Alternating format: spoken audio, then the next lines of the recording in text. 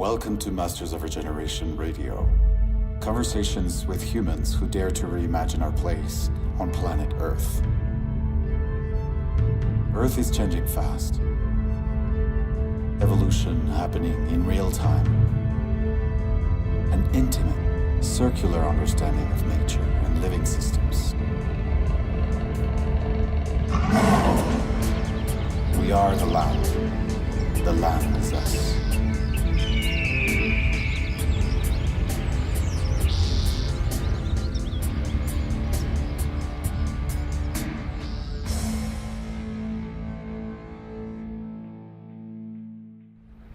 It's January 6, 2019, and this is an incredible sight. I'm in Muskama territory, Broughton Archipelago, Tribune Channel. This is the Marine Harvest or MOVI fish farm site called Glacier Falls. It has no farm fish in it. Now this is because there was a hard fight. First Nations occupied marine harvest fish farms in this territory for 280 days, and then the Indigenous leadership of this archipelago engaged in talks with the province of British Columbia for a year. And they announced the results of these talks in December, and this was the first fish farm to have the fish removed. All of these farms are going to be emptied in 5 years, but more importantly, these nations now have the authority to test the farm salmon in the hatcheries before they go into these pens. They are now doing the work of the Minister of Fisheries, who was supposed to be screening farm salmon all along, but now the nations are going to do it. Now, of course, this is not happening on the rest of the coast of British Columbia, but to all the nations of British Columbia, you now know it is possible to get these farms out and to get the control to make sure that diseased fish aren't going into the waters of British Columbia any longer. So in Washington State, a similar thing is going on. Fish farms were legislated out of the water in 5 years, but those companies have been unable to put any farm fish into the pens since then because the state there is testing, and all of the fish so far have been infected with the Piscine reovirus, which is spreading through these waters, infecting wild fish, killing Chinook salmon, which is affecting the southern resident killer whales. But what we are going to watch this spring is the young wild salmon from the Otter River coming by this site, and for the first time in decades, they are not going to be ripped and torn and bleeding due to sea lice. They're not going to be infected with Piscine reovirus. They're going to be fat and silvery and sassy and growing and healthy.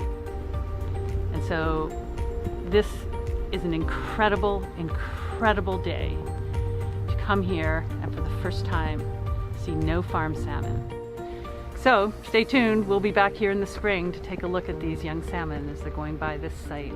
But for now, everybody should celebrate and be grateful to the First Nations of the Broughton Archipelago and to the provincial government of British Columbia for getting us this far.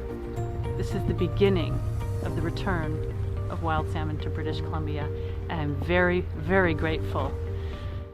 Thank you.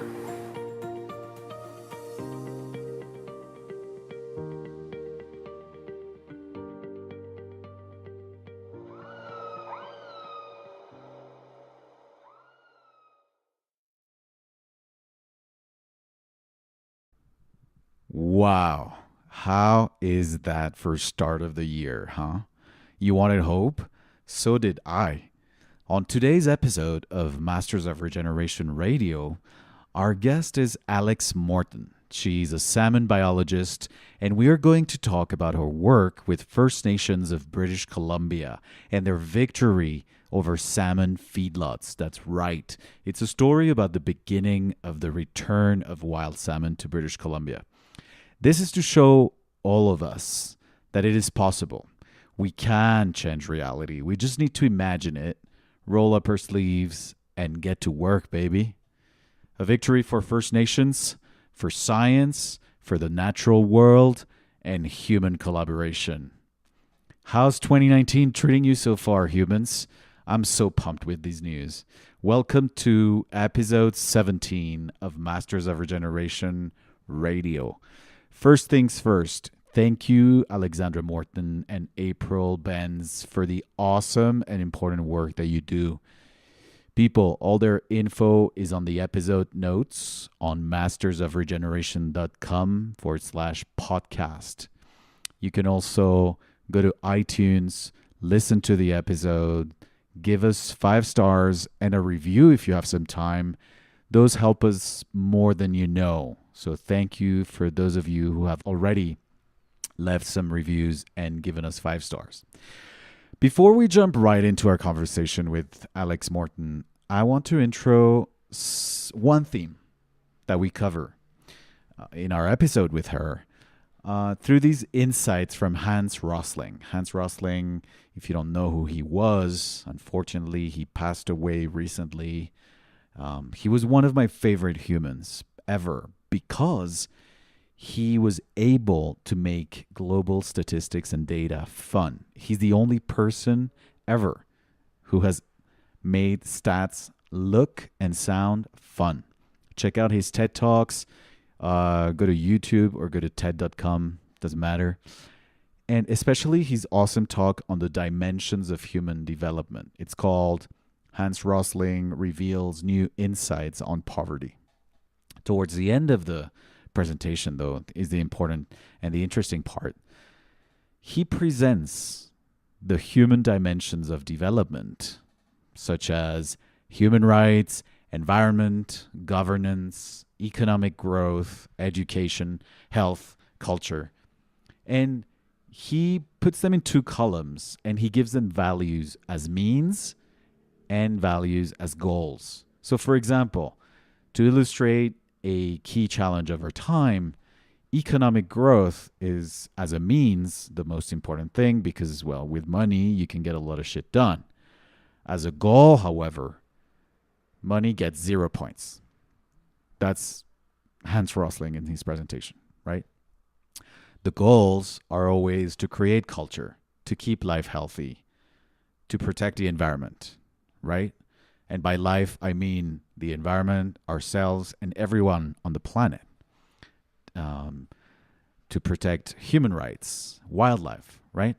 As a goal, money gets 0 points because it's not a goal. It's a means to achieve all of these beautiful things that we want to create. So how's this related to our episode today? Well, imagine I told you that there's a group of humans who are going to come to your land and they're going to install a series of businesses with a business model that has one goal. The main goal is to make a lot of money. And they'll create a cascade of unhealthy changes to the ecosystem you live in that supports you, that feeds you, your family, and everyone you know. And that the apex predators in that ecosystem, like orca whales, are going to start leaving. And that the wild salmon that's been there for hundreds of thousands of years will leave as well. And that the whole river food chain is going to be infected with previously unheard of viruses. That's an example of humans mistaking means for goals, right? Because that's what actually happened in British Columbia. That happened, and it's starting to change thanks to the indigenous people of First Nations, thanks to scientists like Alex Morton. So I was thinking, what if we as a species said we're living in the year 4.6 billion instead of 2019? Would that make us feel a little more significant? I mean, evolution has happened and we haven't been here for 2,000 years. We haven't even been here for 12,000 years, which is what we know as the agricultural revolution. We've been here for a really long time, right? So that would give us perspective on how long it has taken life on Earth to evolve into all the organisms that we see on the planet today, including us, Homo sapiens, including this long history of us before the agricultural revolution. I'm not going to go into the details of the effects of the agricultural revolution on our present. We will do that in a coming episode, so stay tuned. So before us, the history of life on Earth had been a history of interaction between living things and their surroundings, right? The physical form and the habits of the Earth's organisms was shaped by the environment. It was the environment that was calling the shots. Now, life modifying the surroundings, modifying the environment, that's a new thing, and it comes with us. We, Homo sapiens, have acquired this extraordinary power in a tiny moment of time to transform the objective reality around us, altering the natural world, sometimes for better, sometimes for worse, right? A beautiful plate from one of the best restaurants in the world doesn't exist in nature, right?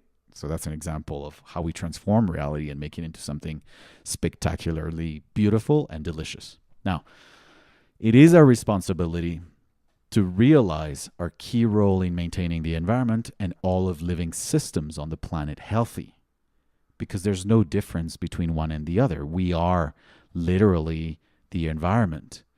We are temporary containers of biological information flowing through us and genetic memory flowing through us. And if we have kids, then we pass that on, right? The most pressing issues of today are how we have used energy resources, how some of us have produced food. We have literally assaulted the environment, contaminated rivers, the air, the soil, and the oceans with toxic and deadly materials. We have abused sacred plants and turned them into devastatingly addictive drugs. The good thing is, some of us around the planet have responded to the calling to do something about these issues, to create the reality that we want.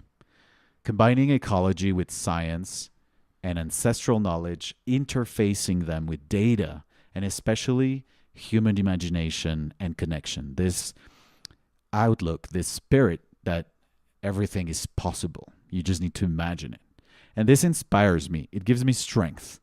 And I know I'm not alone. It's empowering to hear the stories of the heroes of our time doing something about the challenges we face as a species.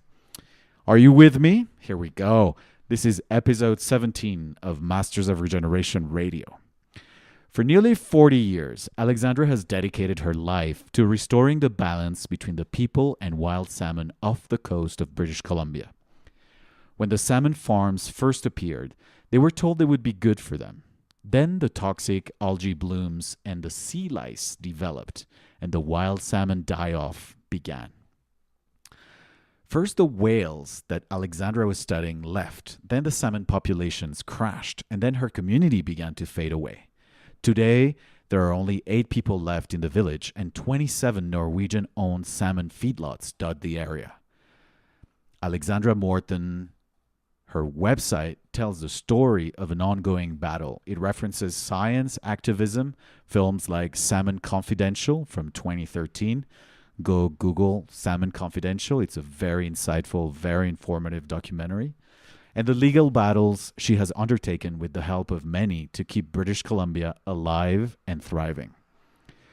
So here we stand up against biosimplification. We stand up for biodiversity. That's what life does. That's how it evolves, creating as much diversity as possible and mutating and adapting and refining itself into the most badass version it can to keep evolving. We tend to do to the environment what we do to ourselves. What we've done to vegetables and animals, we've done to ourselves in cities. We've domesticated ourselves through reductive simplifications of wild, dynamic, and very complex systems. And we've gotten sick. But it's now time to heal. Before we get started, a reminder, go to iTunes, give us 5 stars, leave a review. Your feedback and reviews help us grow more than you know. Thank you. Remember, nothing in nature lives for itself. Rivers don't drink their own water. Trees don't eat their own fruits. The sun doesn't shine for itself. A flower's fragrance is not for itself. Living for each other, that's nature's rule. And that's my favorite quote of this week. In 2019 and from now on, let us rise by lifting others. Welcome to Masters of Regeneration Radio. Alex, welcome to Masters of Regeneration Radio. Thanks so much for having me on here. Guys, if you're listening and you haven't watched Salmon Confidential, first of all, you should. It's a very insightful, very interesting documentary about the salmon farms and what are the biological and nutritious differences between farmed salmon and wild salmon and why that matters. Could you tell us a little bit about how you got started working in British Columbia? Are you from British Columbia? I'm from Connecticut Oh, on the East okay. Coast of the United States. And as a girl, I was just fascinated with how animals communicate. And I decided that that was going to be my life, was studying communication in some animal. And I picked the dolphins because I was looking for a large-brained animal, and that basically meant primates, elephants, or dolphins. And I picked dolphins. And so when I learned to drive, basically, I left home and headed out to California, where there was research by Dr. John Lilly on communication between dolphins. I spent a few years working with him, and then I began studying the largest species of dolphins, the killer whale or the orca, in a tank in Los Angeles. And when those whales kept losing their babies, which let me tell you, that was a heart-wrenching experience to observe them go through that. I mean, just really horrific. I realized that studying whales, the language of whales in captivity, was a failed experiment. It'd be like, studying children that were imprisoned from the age of 5 and given no exposure to language or anything that is, what makes us human. And so Wow. I was actually able to track down the family of the female whale, which was not as hard as it sounds, because researchers up in British Columbia, the west coast of Canada, were taking pictures of all the whales, and they had they figured out who was who and what they named the pods.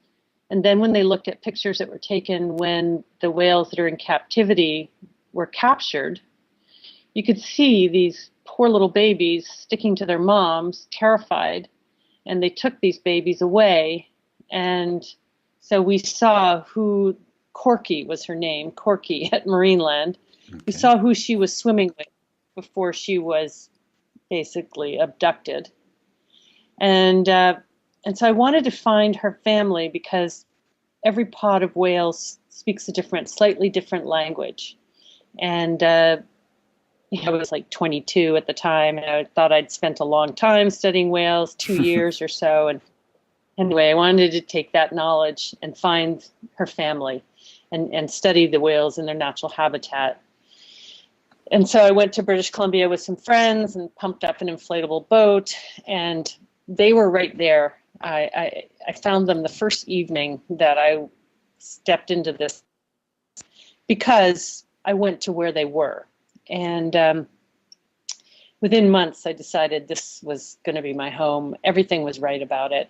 The whales, obviously, Yeah. but also just the cool temperature, the wetness, everything. I was born in the wrong place, but I found my home pretty quick. Oh, that's beautiful. And then I wanted to find a place to study them year round, and I followed them in 1984 into this beautiful archipelago. Has the unfortunate name of the Broughton Archipelago. It's very English, but anyway, that's what it's called. And I followed them in there, and I really felt like I'd gone off the edge of the earth into the unknown. I was afraid to take my finger off the marine chart because I thought I could be lost in there forever. And I found a small community of floating houses called Echo Bay. And by then, my husband and I met my husband up here. We had a little boy, and we were living on a boat, and we were looking for a place to work year-round on whales. And when we found Echo Bay, this little one-room school, we thought, perfect, this is it. This is our home. So I had a few really incredible years of just learning new things, amazing things every time I went out with these whales. And one of the things I learned was that family is the most important thing to them. They're all about family. Nothing these whales do is random or casual. They really think things out.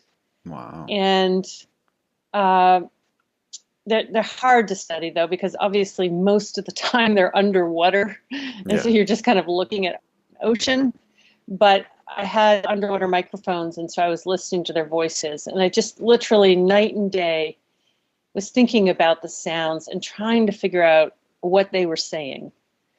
And in 1989, the first salmon farm came in. And I thought, oh, wow, cool. This will bring more families. It'll keep our little one-room school open. And it'd be places for me to run into in case there's a storm or my boat breaks down. It was so remote. I liked the idea that there was going to be people living around. But, when I was a girl, I read every book about people that went into the wilderness. And every single book was the same thing. It was, part one, oh, wow, this is incredible. These animals, place, the people that are here. Part two, it was always, oh no, this is about to fall apart because some industry is basically ruining everything. Yeah. And part three was these long, tortured missions to try to save what they had fallen in love with. And so I was ready. I was ready not to go to part two or part three. I was ready to plug my ears and just stick with the whales and what they were saying and their calls. And so I ignored all the obvious things like logging. I ignored whales in captivity, which I feel badly about to this day. Because it shouldn't have been me. Right? Yeah. Well, it shouldn't have been me that went north. It should have been, Corky. But when the farms came, I didn't notice what they were. And I spent a lot of time talking to the old fishermen because fishermen and whales are both hunting salmon, and the fishermen were somewhat more intelligible to me than the whales. And so I just pelted them with questions about what they thought the whales were doing here, there, and the next place. And they were just an enormous source of information. And so very soon after the first fish farm went in, they came to me and they said, particularly one guy, Billy Proctor, and he said, look, Alex, they're putting these things in all the wrong places. Somebody has to write to the Federal Fisheries Department and tell them that they're putting them in the wrong places. And I was the only person with what we called a word processor at the time, which was a laptop. We're talking about 1980s or 90s? 1990. Okay. Yeah. No email. And so I collected the information from him and I wrote it down in as neutral tone as I could conjure. I had no reason to think that this wasn't going to get solved in one letter. I really thought one letter was going to do it because I worked really closely with the Department of Fisheries on whales. Every amazing sighting I had, I would call this wonderful guy called Dr. Michael Bigg, and we would discuss it. And it was great for me living out there with no other scientists to talk to be able to talk to him. But when I sent this letter off, the answer came back, Dear Ms. Morton, you have no evidence. I was like, oh, okay, well, I thought I was really clear, but let me try again. And I was so determined that as these impacts grew, like toxic algae blooms, these kids on the farms were actually shooting seals out over the open water where bullets can skip for a long ways. And this was terrifying to the local people, myself included. Yeah. I wrote about that. I wrote about, the birds and things that were trapped in the farms. We wrote about all the Atlantic salmon, that's what they were farming, the Atlantic salmon that were appearing in our rivers. I wrote about the diseases that ended up in the hatchery where we were trying to increase the number of coho salmon. Yeah. And DFO just kept saying the same thing. Dear Ms. Morton, you have no evidence. Dear Ms. Morton, you have no evidence. Oh God. So, okay. Literally 10 years and over 10,000 pages of letters, because I had a little mark above my printer in my float house for 500 pages that I sent. And I would send, the letter, and then I would carbon copy it to 5 other people, including the media and fishermen and other bureaucrats. And the lady at the post office said I kept the post office open for a couple of years because our mail came in by seaplane a couple of times a week, and this was expensive for the post. So if I didn't go armful of letters every mail day, the post office would have closed. Anyway, I was starting to get really concerned because one of the things that happened in the mid-90s is farms started to play what are called acoustic harassment devices to try to get the seals to... Okay. Yeah, they eventually changed the name, but I have not changed the name. That's what they are, and that's what I call them. And what do they do? They were to keep the seals away. Okay. So they broadcast a sound that sounds like a big cricket, but it's 198 decibels, which is the same loudness as a jet engine at takeoff. So you imagine you're standing there with your naked ear right up to a jet engine as it's trying to take off. Wow. And it didn't work for the seals because the seals really didn't care if they could hear or not. They still wanted to eat these farm salmon, and they got very good at it. They didn't even have to get in the net. They would just scare the fish. They'd press themselves against the bottom. The seals would grab them and basically suck them through the net. And the fish farmer would find the carcasses, and they knew exactly what happened to their fish. So everybody running around in speedboats in Echo Bay at that time, because there were no roads, there's no electricity, there's no stores. We all moved around by speedboat. Everybody just about hit a seal at this time because they were simply going deaf. But the whales see with sound. Yeah. Their most primary sense is sound. And so for them, these acoustic harassment devices would be like for us walking into a room with needles coming at our eyeballs. My God. We're not going to go in that. Yeah, we're really not going to go in that room again, right? We're not going to risk our eyesight. And that's what happened to them. One family after the next came by and never came back. And wow. Well, okay. This was something I actually had data on. And because we knew all the whales, every single whale's been photo ID'd on this coast. We follow their families. We know where they go. It's a wonderful network of people that can follow these whales just with photographs. And so we knew they hadn't died. We knew they just left the area. It is against the law. It is a violation of federal law in Canada to displace whales from an area that they typically use. Yeah. And that's what was happening. And this was totally in my wheelhouse. So I wrote a scientific paper on this and published it. And there was no law enforcement. There was nothing. There was no response. If you are a tourism operator, look at whales and you cause whales to move over and change direction, that's a violation of the Fisheries Act. You can be charged, and people are.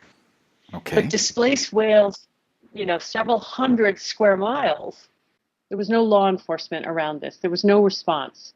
Gotcha. And so I began to ramp up. I started to do science on a lot of the impact. I wrote papers on the sea lice coming out of these farms that were eating the wild salmon to death. I wrote about, when you look at the fish on the bottom of the ocean, the flat fish, they were covered with these weird lesions and tumors and parasites coming out of their eyeballs, just unprecedented. Wow. Around the farms. Is that something you had never seen on wild salmon? I had never seen it, and nobody else had. Okay. So I studied whales. I didn't at that time study salmon, and so I didn't really know what this meant, but I began to talk to the people who were studying salmon on this coast, and also to the Norwegian scientists and the Scottish scientists who already had salmon farms and were studying these sea lice eating their wild salmon runs to death. And it was really funny. I contacted a Scottish scientist, and he said, "Can't you guys read over there in Canada? We knew this was going to happen to you, and What? like, yeah, no, we can read, but yeah, we're not listening." Oh my God. The So, Norwegian guy was, yeah, go ahead. yeah, no, I was just going to say to give the audience a little bit of context on how important this ecosystem is for salmon, for the whales, how that part of the world is where most of the salmon on the planet lives, right? And how important it is for the indigenous communities. This is not Yeah. this is not happening in some, salmon farm off of the Atlantic coast or Europe. It's actually in the heart of British Columbia, right? It ended up affecting most of the coast of British Columbia. We have very few wild salmon left here because of this. There was so salmon are this like power cord. What they do is they leave the rivers tiny. They're like an inch or centimeter long, and they go out into the open ocean and they collect the energy of the sunlight hitting the open ocean. So when sunlight hits the ocean, it allows plankton to bloom. Fish eat plankton, salmon eat fish, and then they take all this energy back to the coast and they climb up the rivers. Yep. So with the rain here, all the nutrients are constantly washing down. They're called watersheds because they're shedding water. And the salmon take it back up. And so this grows the forests. It feeds over 100 species, from insects to bears to whales to other fish. The nitrogen that is in the ocean is different than the nitrogen that is formed on land.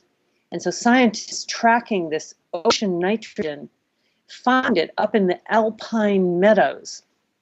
So how did it get there? Well, the salmon go part way. An eagle grabs the salmon carcass, takes it to a nice spot to eat it. And so it's growing grass that mountain goats are eating. Salmon are feeding the trees, making the oxygen we breathe, and pulling the carbon out of the atmosphere.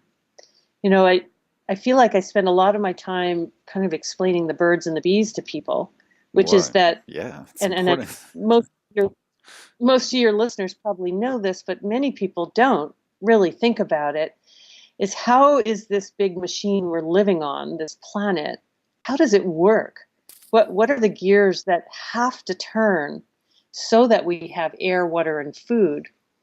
And one of the very, very frightening thing that is going on right now is that all these power lines are being cut. And I don't know CEOs of these companies that are doing this kind of thing in many forms, whether it's oil exploration or mining or drugs or agriculture or, it's like we're attacking ourselves every way we can think of. I don't know where these CEOs think their children are going to go. Yeah. Because there is no gated community when it comes to a lack of oxygen or climate collapse. Or So, food, or healthy food, that supports all of, No, what you just explained was so beautifully described, how this beautiful interdependent model of nutrient and energy exchange actually happens, and that's the purpose of the show, to tell these stories to people so that we can reconnect to that kind of understanding of where we actually get to live, right? yeah. Yeah. So you were Well, saying. there's many things I've learned over the years, and I have not given up on this. I've been fighting this fight for 30 years. I went about it all wrong in the beginning, but I'm learning as I go. And one of the really interesting things is the biologists who go out into the field and stay there, like myself, and there's quite a few of us, we end up aligned with the indigenous people. We end up feeling the loss and understanding the change in very different ways, but to the same result. And so the interesting thing about the Broughton Archipelago is the people who evolved there, who have been there for thousands and thousands of years, they are still there. And that's not true everywhere, or maybe it is, but it's harder to notice. But in any case, they are still there. And in Canada, they have been given legal rights. They are considered a federal government. They're ignored, and trampled and abused and harmed. And it's just horrendous what goes. But they were given these rights. And so for my own personal path, I did the letter writing for 10 years. Then I just churned out the science for another good 10 years. I opened my home to other researchers so that universities all over the world could come and study this. It's now a research station called the Salmon Coast Field Station. But when that didn't work, in 2010, I decided, okay, it's time for activism. Yeah. Which I really was not going to do that. I don't like doing it. I like to just creep around and watch the natural wild creatures and not be noticed, right? My goal is to not be. But I led a march down Vancouver Island, several hundred kilometers. People marched with me at the end. There was 5,000 people. That did nothing. Zero. The government just was like, oh yeah, never mind. Don't move, don't react. Oh, God. It'll go away. Yeah. And we did. Then 100 of us got into canoes and we canoed down the lower Fraser River and we marched through the streets of Vancouver. Well, we got a little bit for that, but nothing changed. And then an amazing thing happened, which was this journey just continues to be unexpected. I don't know why. I don't look up and see what's coming, but it's just the way it goes. In, 2017, in the spring of 2017, Captain Paul Watson of the Sea Shepherd Society posted on Facebook that he was sending a boat to help me. Wow. And I was like, that's awesome. Whoa, wait a minute. I was like, please take that post down. Let's talk about this. What do you mean you're coming up to help me? I don't want to ram any farms. I don't think that's going to work. Anyway, Paul is an interesting person, and he did not take the post down. He left me to think about this whole thing. And after a few days, I thought, why not? Nothing else worked. These fish are going down. I don't know why what I'm preserving myself for. I saw Sea Shepherd as a really radical activist group. Yeah. Which they are. But when you get down to what a radical action group is, it's actually quite extraordinary. And so the boat came and I jumped on it, and not a lot happened the first year. I took it straight to the First Nations. I offered them the boat. I said, do you want to come aboard and use this platform to say in your own words how you feel about the salmon farming industry. They embraced that for the most part, and they boarded the farms, and they performed what they called cleansing ceremonies, which was they had cedar branches and there was drumming, and I don't know exactly what they were saying because I was holding an underwater camera in the pens while they were performing their ceremony. And there was a lawsuit, and the company Marine Harvest, it's all Norwegians farming here, unfortunately. They came after me and they sued me. Then the next year the boat came back. Something really amazing happened. And one of the chiefs from Campbell River area, Chief George Quack-Sister Jr., he came on board because I wanted to have First Nation escorts as we went through the different territories, because there was a lot of conflict about this. the companies are paying First Nations to operate in their territory while these guys are losing their fish. And so there's a lot of internal conflict in these communities and these nations. And I wanted somebody that could speak to it properly, because I can't, I have no right to tell First Nations what to do. I wouldn't even imagine doing that. So I wanted one of their hereditary chiefs on board. And George was looking at one of the farms we were up alongside, and there was all this little marks on the water like rain. And it was a pen that had been pulled up, and it was only a few meters of water left. The net was only down a few meters. Mm-hmm. And the 50,000 Atlantic salmon had been taken out. There was all these little things dimpling on the surface. And George yelled over to the farmer standing there, "Hey, what kind of fish you got in your pen?" George is a fisherman. He's in his 70s. He's been a fisherman his whole life. He knew what was in that pen. He knew they were herring. Okay. And the fish farmer did not even hesitate. He yelled back, "There are no fish in that pen." Well, that started a lot. George made phone calls, tried to get the RCMP out, or the police. He tried to get the DFO enforcement. He tried to get his nation's fisheries officers out there. Nobody would come. And so he said, "I'm going to go on that farm." And the woman who was the campaign leader on the boat, Caroline Castro, she said, "George, take a camera." And she handed him an underwater GoPro camera on a pole. And George stepped on that farm and he stuck a pole down, and there we saw thousands and thousands of herring trapped. They were panicked because they were up so close to the surface in the sun in August. They did not want to be there. Well, they wanted to be deep in the cooler water. Yeah. And from that moment on, George went on to every single farm and put his GoPro camera in every single pen. And he was quite remarkable because, like I said, he's in his 70s, and there's the people on the farm are for most part in their 20s, and George just treated them all like they were his grandsons. Yeah. And he spoke kindly to them. He also said, "Don't touch me, don't push me around, don't just, I'm just going to do this, and then I'm going to get off, and I'm not going to harm anything." And the industry did not know how to deal with George.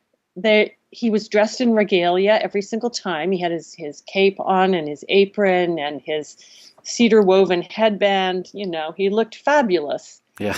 And the images that came out of that effort were horrifying. There was fish with huge open sores, blisters, deformities, tons of herring in every single farm. Blind fish, skinny fish, dead fish.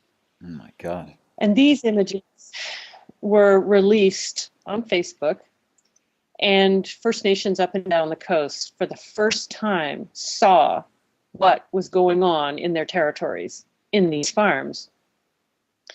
And so in August 2017, there was a meeting held in a First Nation community called Alert Bay in Numgees territory. And people were trying to figure out what to do.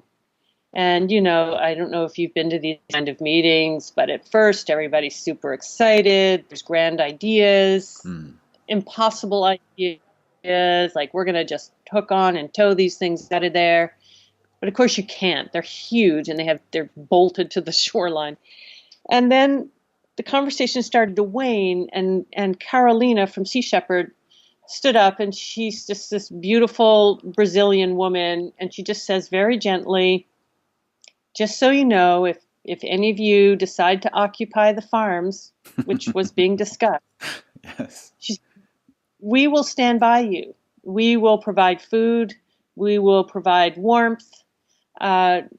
People can stay with us. The media, if they want to come." Wow. There was that's silence. amazing. Yeah. She sat down. Mm-hmm. There was silence. And suddenly this young grade school teacher, kindergartner teacher, who was also hereditary chief, Ernest Alfred, he stood up and he said, "Well, I don't know what the rest of you are going to do, but tomorrow I'm going to occupy the fish farm at Swanson Island. And I need to go Yes. home and That is awesome. off we went the next day. And that followed another occupation by another nation that went on for 280 days. And that was not easy. I spent a lot of time living in my speedboat out there, tied to the farms, trying to help them in every way I could. But the government noticed, and they noticed they couldn't let this go. This went on too long. Yeah. And it was remarkable to see that in the end, it was the act of simply putting your body somewheres and acting with integrity and honor, but also conviction. The chiefs told us, they said, look, do not bring shame on the nations. Mm-hmm. And so we were under that guidance. There was no vandalism. There was no violence. There was a little bit of yelling, but it was peaceful. And finally, the government realized, okay, we got to do something about this. And so talks were initiated. And in December, it took over a year. The announcement was made that the farms were going to get out of the Broughton Archipelago in 5 years, which is really too slow. But in the meantime, the nations were given the authority to test the farm salmon for diseases before they were put into the pens. And Okay. that might not seem like much, but one of the viruses that I'm studying is in 95% of the farm salmon. Wow. And it's against the law to put these fish into the water, but the government is refusing to abide by the law. I took the Minister of Fisheries and these companies to court. I won in 2015, but they refused to abide by the court ruling. So myself and the Numgeese First Nations have sued them again, and we're waiting for the court's decision, hopefully to come any day now. The hearing was in September. Okay. So it's just this amazing thing that's happening. So First Nations were badly abused by the Europeans that came here. They took the children away. They put them in these residential schools. They beat them for speaking their language. There was a lot of violence, rape, death. They also forced a new type of government on these nations, an elected government. They get reelected rapidly, like every 2 or 3 years. So there's no continuity. And corporations that want to plunder the lands of these nations go to these elected governments and make a deal. Yeah. And sometimes these elected governments are fabulous. A lot of them are hereditary chiefs. And some of them, like in the Broughton, were so lucky that the hereditary leadership and the elected leadership are of one mind on salmon farms. But that's not the case everywhere. And so what was set up was basically a legal way to plunder these lands. But what's happening now is the hereditary leaders. So these are all men who are the heads of their families. And the women do boss them around enormously. Believe me, it is. The males are dressed up and they're the head, but the females are back there and they're moving the rudder. And so what you end up with is a highly democratic system because you're only the head of your family and nothing can happen in your nation unless you manage to get an agreement with the other heads of the family that this is going to be good for everyone. And this form of leadership is reemerging in the middle of this. It's reemerging all over British. That's There's important. an incredible action going on right now up north of us, the Wet'suwet'en, who the elected government made a deal on a pipeline, but the hereditary government is saying no. And, Nobody knows what to do. The sparks are flying. They're not backing down. Yeah. Legally, they have the right. So the same thing's happening here. The remarkable thing about the hereditary governments is they are probably the only government on the planet, definitely the only governments here in British Columbia, who have the mandate to keep parts of this earth alive. And so I'm not a social scientist. I basically tried to ignore people my whole life, but I've been in the middle of this now for over 30 years, and I can see clearly that as these hereditary ancient governments reemerge, we have a chance of saving parts of this world. And it goes a lot deeper than that, but that is the basic premise of what I see going on here. And as a non-Indigenous person, myself, and none of us can ever go up to an Indigenous leader and say, you should do this. You never say that.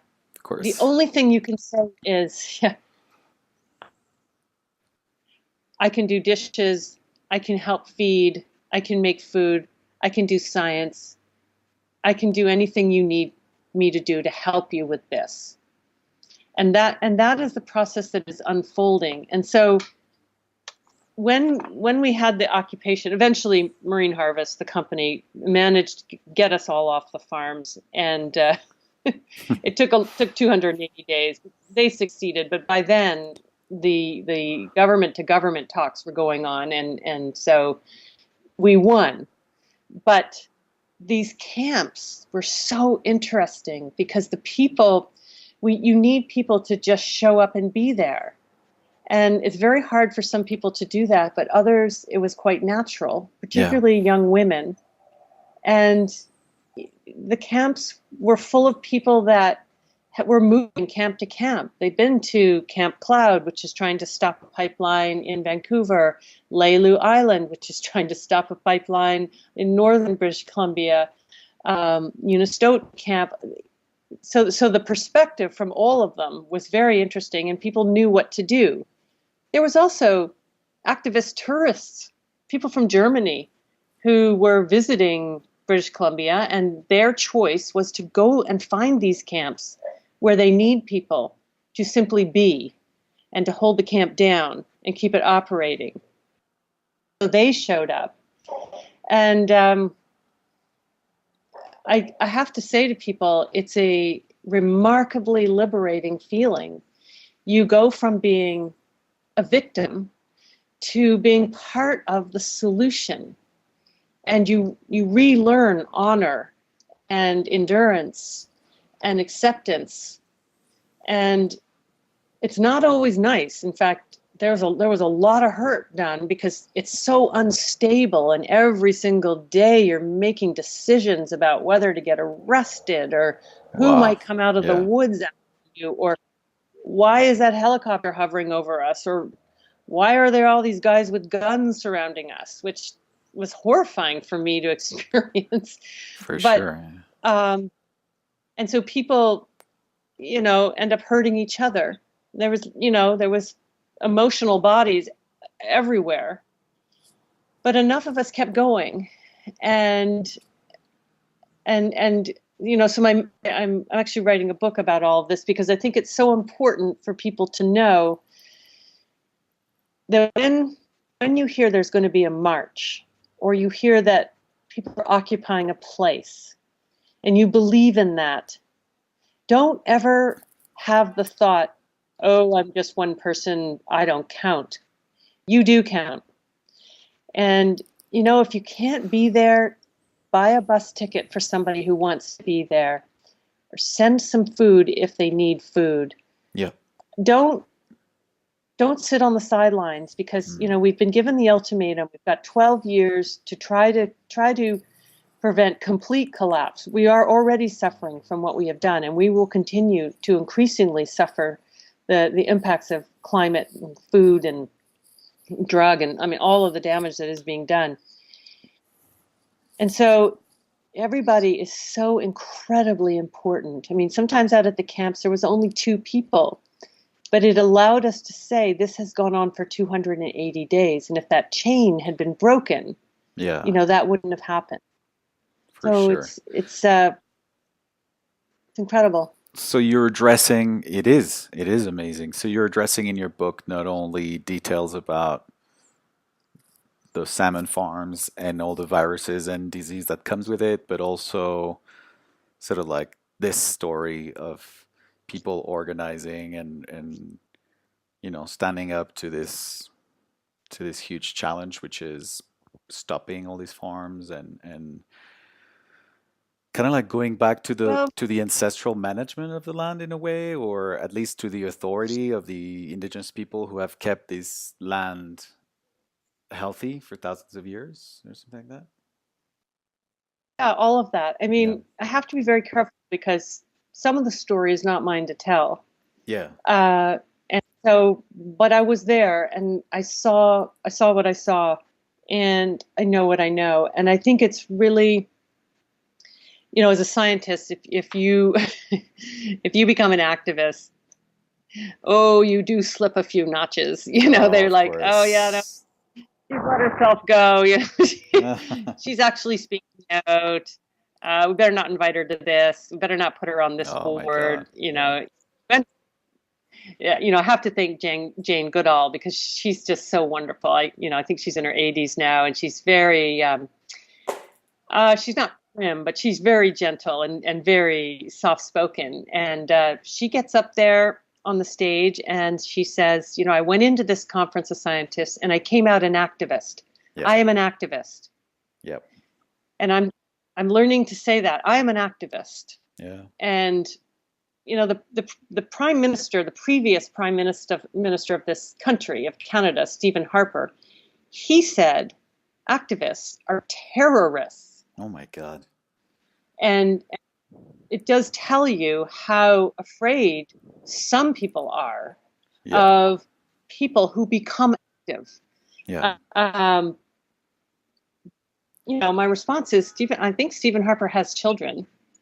And what we're all trying to do, us activists, is keep the world alive. And when you drill down not too far, you see, actually, I'm wondering if these people, these CEOs, these heads of countries are actually secretly hoping that we're going to win.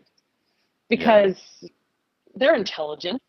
They can see that things are going badly, things are burning up, flooding, food resources are collapsing, currents are changing. It doesn't take too much intelligence to see that we're in trouble and that changes have to happen. So I'm trying to just tell the story and in that way make sure that people know that it's okay to step out of your comfort zone. It feels good. It's okay if when you're in the middle of this, chaos hits you and people start fighting with each other. That's okay. That's normal. Yeah. It's going to happen. You need to, figure your way through that.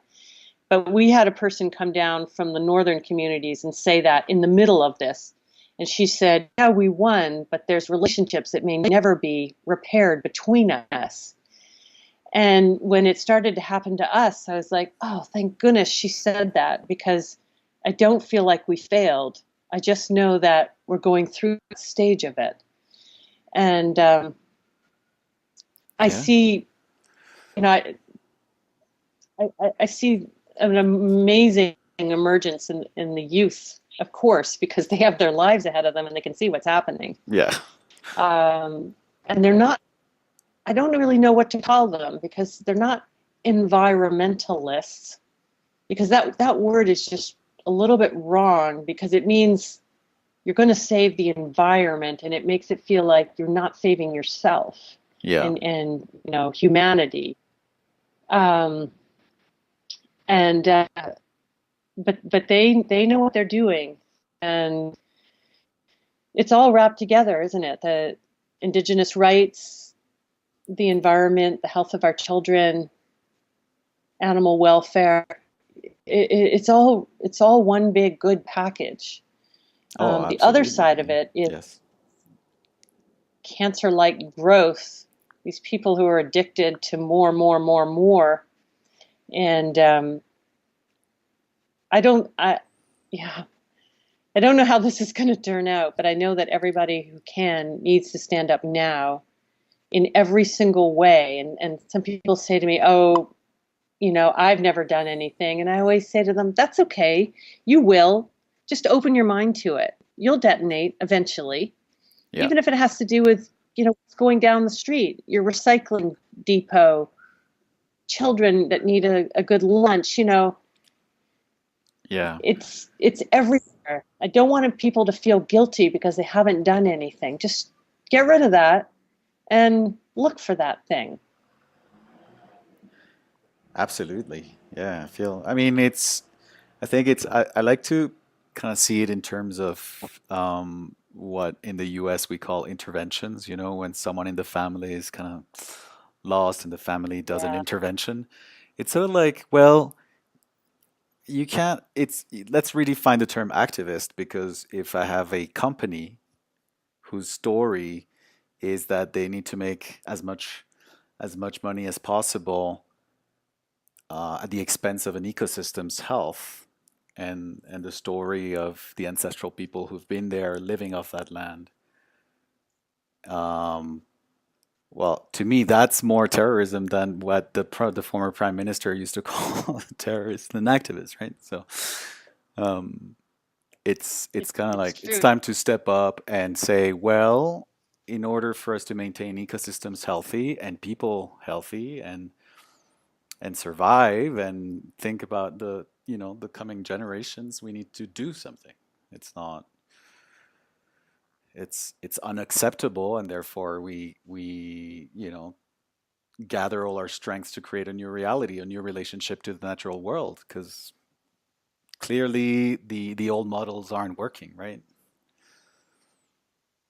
Clearly, yeah. It's well, the old models are working, but they've Well, yeah, I mean, unplugged. yes, yes, It's really the just, original what ones. is it, the last generation? Yes. Yeah. Um, well, like Um, they say, I mean, interesting times. yeah, absolutely. Um, Can we talk a little bit more specifically about salmon, just as a reminder for the audience and people listening? What's the difference? What you've seen? I mean, everything that you covered in Salmon Confidential was so eye-opening in terms of realizing that farmed salmon comes with so many negative consequences compared to wild salmon Right. and all its benefits. Sure. So, I mean, farming salmon sounds like a really good idea. It sounded good to me. You're going to eat the fish in the farm, you're going to let the wild ones swim. And potentially aquaculture is a good idea, but you got to get it out of the water into its own system, because salmon farming breaks all the natural laws. So, for example, a wild salmon has to keep moving from the moment it's born until it dies. It's move, move, move. Yeah. They never can, crawl into a little cave or go anywhere and be static. They have to move. And part of the wonderful thing that happens when they move is no disease collects, no parasites collect, no waste collects. So as they move, they distribute their waste, their pathogens are left behind. They've got predators watching them every moment of their life. Literally from the moment the egg leaves the mother's body, there's predators there to get the sick ones, to get the slow ones, the ones that go the wrong way. And what they do is they are the cleanup crew. They make sure that diseases don't get a chance to reproduce. But when you take a salmon, or more accurately, a million salmon Wow. from the Atlantic, Yeah. and you put them in the Pacific, on the migration of the wild Pacific salmon, you cause two really dangerous things to happen. One, you introduce new viruses and pathogens. The one that I'm studying, Piscine orthoreovirus, all the evidence suggests that it comes from Norway. Nobody wants to say that, but I have published a paper on it, and it remains unrefuted. And the second thing that happens is the local pathogens that are already on the Pacific fish, they get into this weird new world with no predators, everybody going around in a circle. There's no stress test here. You survive until you stop breathing. And so what happens is the diseases and sea lice and other things get into these farms and they amplify. And so the sea lice, for example, sea louse is a little parasitic crustacean. It gets on a fish and it scoots around using suction, and it grazes on the mucus that covers these fish. They're completely harmless to wild fish. They're very normal. Yeah. But what happens is the wild fish come in, they infect the farm fish. The wild fish go into the rivers, which kills the sea lice. And so all the sea lice are gone on the coast. And when the baby Pacific salmon come out in the spring, they go to sea and they don't get lice until they start meeting the fish coming in. And that's sometime in the summer. And by then, they're big fish. They've got a coat of armor. All their scales are all ready to go. And they're ready for a few lice. Yeah. But because they dropped off lice on the farm, and the farm fish are going around and around in a circle, these lice, who basically have a very tough childhood, when a sea louse is born, he hatches and he has like a little helicopter thing on the top of his head, and he has to float for 3 to 5 days with no ability to catch a ride. And depending on the water temperature, he then grows the equipment to catch salmon. And he has to catch up salmon in the whole ocean. He's tiny. He's like half a millimeter long. His job is to try to find salmon and get on it. Yeah. So obviously, a few of them do. But in a farm, a lot of them do, because nobody's going anywhere. It's this big soup. And so then all winter long, they breed and breed and breed. And in the spring, when the little wild fish come out, there's clouds of baby lice coming out of the farms. And I've done 19 years of research where I take a big net, 150 feet long, and I tie it to the shore and pull it into a big circle with my boat, tighten it down, and then pick up the bucket of fish that's in the bottom of the net. And I keep them alive. I put each one in a baggie for less than a minute and measure it. And I look at it with a hand lens and count the number of sea lice. So when you do this and you're right by the river, the fish are just beautiful. Oh my gosh, they're like these they're like a little sliced almond. They're so little, and they're just silver and blue and sassy, big bright eyes. And then they get up to the fish farms and they have some baby lice on them. And then they go past the fish farm and the lice just get older. And then they get to the next fish farm and they have the old lice, and now they have a new crop of the young lice.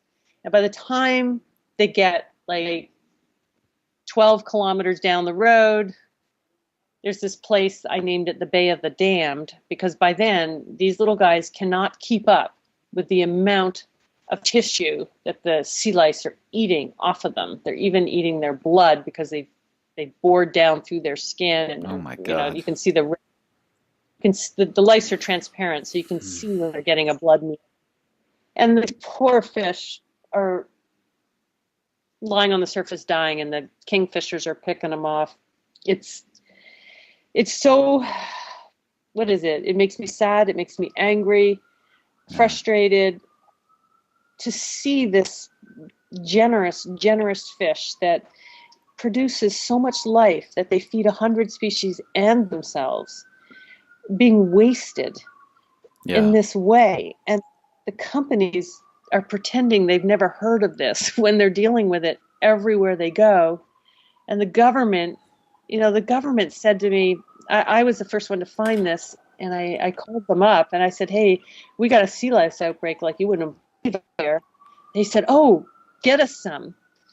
So I got them some fish, and next thing I know, there's a fisheries officer at my door who's going to charge me for poaching because I didn't have a license to go get those fish. Oh my God. I was like, okay, this is not helpful. What are you guys doing? Don't you know about this? Oh my gosh. So it's gone bad to worse from there. But Yeah. what I see is a government that is protecting this industry, and it's really the government's fault, because the industries are so clear. They're like, we're all about making money. Our responsibility is to our shareholder. It's wrong and it's bad, but at least they're honest about it. The government says they're here to protect us, but they just let this happen, one government after the next, which is why, at some point I had to give up on government processes and talking to government, because they always made me feel like I had been heard. They always made me feel like there was going to be progress, but there never was. Yeah. And, people say, I've been on 60 Minutes about this. They came and talked to me about fish farms, and people say to me, "Oh, Alex, you've done so much." Yeah, no, I have not, because the only real measure is what's happening out there in the water. Yeah, of course. But when the First Nations gathered up the reins, there is a farm actually being removed today. The first farm is being removed today. That's what I hear. That's awesome. And that is progress. But, in terms of aquaculture, for the people that want to do aquaculture, what to do is start growing algae, and then you feed the algae to something else, and then you feed it to something else, and on you go. There are people who are raising fish on insects. They grow the insects on food waste from cities. So you take food waste, you grow maggots, you feed the maggots to the fish, you grow the fish in a tank that you use the water, which is now full of fish waste, and you grow vegetable crops. Yeah. And you start over. That is a good idea. You have to, if you're going to mess with the food chain, you got to do it separate from the wild food chain, because we're just going to run out of food. Yeah. The big agricultural food experiment is not going well, and so many people have lost confidence in their world to make food, and I think in a lot of cases, the wild world can't feed us, but fish are different. They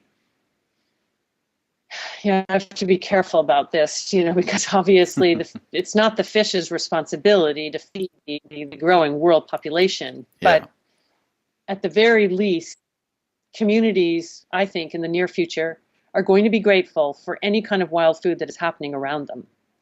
Because, hard times are coming.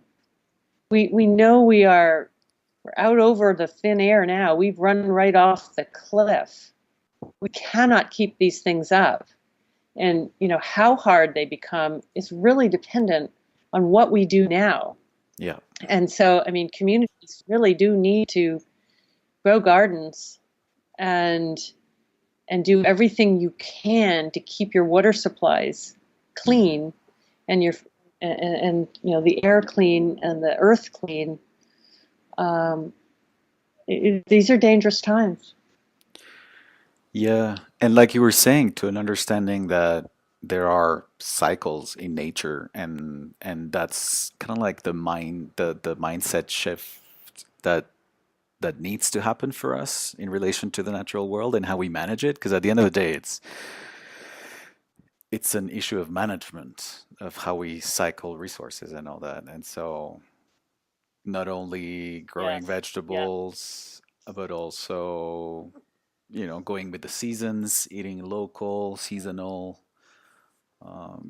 Yes. If you happen to be at a certain time of the year where there's no salmon, just don't go get the farm salmon from the supermarket that's been flown from Chile or from Yeah, Norway or from British Columbia, right?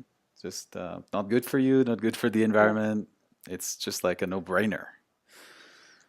Yeah. Please don't eat those farm salmon. But, so this is a really great point you're making. If we pull back and look at our Earth, like right now I'm looking out over water, mountains, clouds. And what we've got going on here is a rain-making machine where these clouds and wind are coming in from the open ocean. They're hitting the mountains. They're rearing up and dropping rain. And the rain is flowing down the rivers, which is feeding forests and the salmon. What we need to do is notice this. Like, how is this working around here? and then learn to basically dovetail into that natural system, making sure that we don't interrupt it. You know, when you look at what we're doing now, these national parks that we create, we are fencing places off to keep ourselves out. It's quite hilarious, really. I mean, obviously it's an important thing to do, but we're so out of control that the only way to protect a part of the earth is to put a fence around us and make us buy a ticket to. Okay, that doesn't sound very viable to me. Yeah. What we want to do instead is work with these natural systems, and that has got to happen at every single level of our society if we're going to survive, which, you know, remains a big question. So yeah, we got to learn to work with the natural systems because they're so powerful. They work. That's how we got here. Yeah. They birthed us. Yeah, people tell me, you know, give us hope, tell us more stories. And I'm like, okay, yeah, I need hope too, you know? And but I think we're in that transition, and people like you and what you've been doing with First Nations over there just gives me a lot of hope. And if the more we can educate the public on how natural cycles actually work, how energy flows, how nutrients are cycled, and you know, for people Yeah. in big cities, it's a big challenge. It's hard. It's hard in a large city with 10 to 20 or 30 million people to figure it out. That's a big I challenge. know. Um, I mean, the advantage to cities is you guys are stacked, and so you're not spread out all over the land, and that has some good qualities to it. But people do need to figure out where stuff is coming from, yeah, and you know what you find. I don't know. I mean, organic food. The organic food movement is so interesting because I live next door to a very redneck little town. It's full of loggers, and the organic food section in that market went from about 2 feet long to, you know, all over the market now. yeah, Loggers are eating organic, and what this tells me is people are thinking for themselves because obviously the non-organic food has been approved as safe, but people don't believe it. yeah, And so right on, guys. That is fabulous. You need to question everything because our governments have been co-opted into this whole thing. They are in deadlock. They really can't do very much. You know, I've thought a lot about running for government, and in the end, I never do because people won't know whether to believe me ever again. yeah, You know, are you just saying that because you want to get elected, or you know? But so where the change is happening is on the ground floor, and I think that's probably where it's always happened. And so it's very important that when your government does something right, that you try to make sure they know that too, because they remind me of, you know, little colts and fillies, little young horses. They just shy away from everything scary until they are like running into fences and you know, turning in circles. They're afraid of everything. We really saw that with the fish farm thing here. It was so obvious what needed to be done. You needed to respect First Nation rights and say, get out of the territories where you don't have this approval and put yourself into a tank. And then everything's going to be good for you guys. But they couldn't do that because they were afraid of being sued by the companies. no, And so they knew what was right to do, but they couldn't do it. So when a person says, I'm just a person, what can I do? You know, I want to say, I'm not a superhero. I don't have any superpowers. I'm a 61-year-old woman with no army, no amazing tools, but I do have determination and endurance. And I do know what is right in some cases. And those things I'm going to hold on to and fight for by putting my body there and by putting my time there and by encouraging and helping and protecting the people who are also doing this. We need to protect each other. It's a really, really important part of this. Absolutely. And it just gives you. I watched particularly the young women that were on these farms. So a salmon farm is like a football field, and it's aluminum grate. And when the waves come through, the whole thing bucks and rolls. It's like you're shaking out a carpet. It's not a comfortable place to live. And these young women in their early 20s, they built houses. They put wood stoves in them. A huge inflatable unicorn that they had alongside, just, to lighten things up. Wow. They would spend the night as well. They were actually living there. Oh, well, yeah, they lived there. They cooked there. And to watch them transform from, shy and whatever to these beaming, like goddess, gentle, powerful women, you could see that it was good for them. Despite everything, it was good for them. And I think for a lot of people, they walk through these things. I think that's why there's tourists that go to these sites. It's because it feels good. Well, I bet it must have been so empowering. Sorry to interrupt, but it must have been so empowering. Yeah. In a good way, in a way that is within yourself, not empowering by stepping and squishing somebody down lower. Oh, no, of course. But standing up. Yeah. It feels good, everybody. It really feels good to do this kind of thing. And, marches are fabulous. Sometimes the harder ones are the occupations. And I don't want to ever, advise breaking the law, but that young German girl, can't remember her name right now, or Swedish girl, sorry, who stood up. Yeah, the 13 or 15-year-old, yeah. Yeah, and she just said, the system is broken. We have to do something different.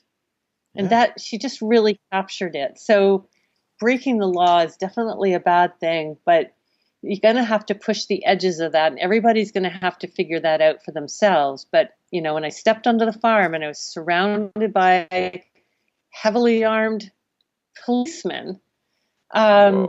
Yeah. they felt I had done something wrong. I was quite sure I hadn't. Yeah. And we were able to get through. And, eventually they left and never came back and said, look, you guys are just trying to save part of the world. You don't need us here. And I said, thanks, because you guys are like way overdressed for this. Yeah. you don't need firearms to deal with me, or anybody here. Yeah. Yeah.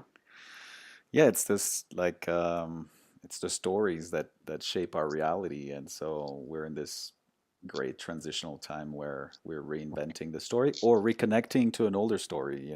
Just thanks to, I mean, the combination of the work you do as a scientist together with the knowledge of First Nations on maintaining the health of the land, it's a win-win, I think. There's no, again, that's a no-brainer as well. Alex, it's a win-win. Yeah. Is there anything, Sorry, go ahead. Is there anything else you'd like to add or share with people that I haven't asked you about? Well, so the question of how people can afford to take time out of a life where, basically you're expected to spend all your time making money is a big one. Yeah. And so, as you're scrolling your Facebook page, you will see GoFundMe's and Indiegogos and, various crowdfunding things. And all I can say is just slow down as you go by them and think about spending a moment, because you would not believe how powerful a $20 bill is. It's money that you entrust to somebody you don't want accounting back. So the person who receives it can just go forward with it.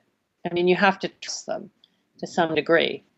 But it's these small dispersed grants. I mean, the salmon farming industry has slandered me to the point where none of the big funders want anything to do with me anymore. They somehow, I wish I actually knew what they were saying, because it's remarkably effective. But I will get, well, I got some money the other day from somebody who had done a salmon tattoo on somebody's arm. And this tattoo artist said, I want to give this money to you because I know we need salmon. Money comes from extraordinary places. And when everybody pitches in a little bit, you can make amazing things happen. So, yeah, just check those things out. And it's a very hard thing to ask for money because you feel like a very system you're trying to unplug a little. But the industry, the salmon farming industry, can't find my supply line because it is so small. And early on, people said to me, Alex, oh, you've got to get big. You need a big organization. But I disagree. You need to remain the small mammal, not the dinosaur, because as soon as you have people working for you, number one, you're going to have to go and get money from the very place that's causing all these problems. Maybe not the exact company, of course, but the system. And the other thing is, you're now responsible for other people's welfare. And I did have two people working for me for a while, and I found right away I was pulling my punches because I wanted to make sure they were depending on me, these both were single moms, and they were depending on me for the money to come every month, and I couldn't blow it. So now I realized that things are going to go unanswered and undone, and it is not super effective or efficient to be working on your own, but it is so powerful. And so you don't have to get big. You just need to, social media is fabulous for that we have this ability now to reach out. And so that, I think that just say to people, you're important in putting your body out there, but you're also important in being a supply line for somebody who is on the front lines. Beautiful. Yeah, and you guys just had you all, between you and First Nations and the women and the chiefs and your work, just had a first victory, let's say, today, you said? Yep. So, well, victory started a while ago. It was announced on the 14th, but I haven't seen the boat go by yet, but I'm watching for it. But yeah, like you said on that beautiful video on Instagram, which I'm going to share, this coming spring, you're going to see this clear river with wild salmon coming back, and there's not going to be any farm salmon, and it's going to be so looking forward. I'm so excited. Yes. Wish it could come life. up someday. We'll see. Well, okay, sounds great. It will, and I'm going to make sure people can see it. And I guess my parting word is, oh my gosh, the power of video. Take an editing program. If you know anybody who's a filmmaker, help them, because these short 1 to 3 minute videos are changing the world. They're getting messages out. The media that has been so bought and corrupted, we don't quite need you as much as we did. And hopefully they understand that and start to do the work that everybody needs. But yeah, the power of the short video is just immeasurable. Yes. All right. Where can people find out more about your work, Alex? I'm on Facebook, Alexandra Morton. Okay. I also have a website, alexandramorton.ca. But where it's really happening is on my Facebook page. And I have two. One is like a private, or not a private, but just a regular one. And the other one is a fan page, because I keep going over the 5,000. But so, yeah, just flip between them, and the conversation is going on there. Beautiful. All right, Alex. Well, thank you so much for your time. Thank you so much for your really important and heroic work, and so grateful for April's work as well, which, I found out about you through her. So that was really awesome. And thank you for your work. Thank you, Alex. Well, just trying to communicate all these great stories. We all need inspiration and hope and things that just spark our curiosity and our action. So. It's true. Yeah. It's true. Oh, as they say here, Gela Kesla. All right, Alex, I'll keep you posted. Thank you so much for everyone listening. I hope you enjoyed episode 17. And remember to go to alexandramorton.ca or Alexandra Morton on Facebook. Thanks so much. All right. Bye-bye. Bye.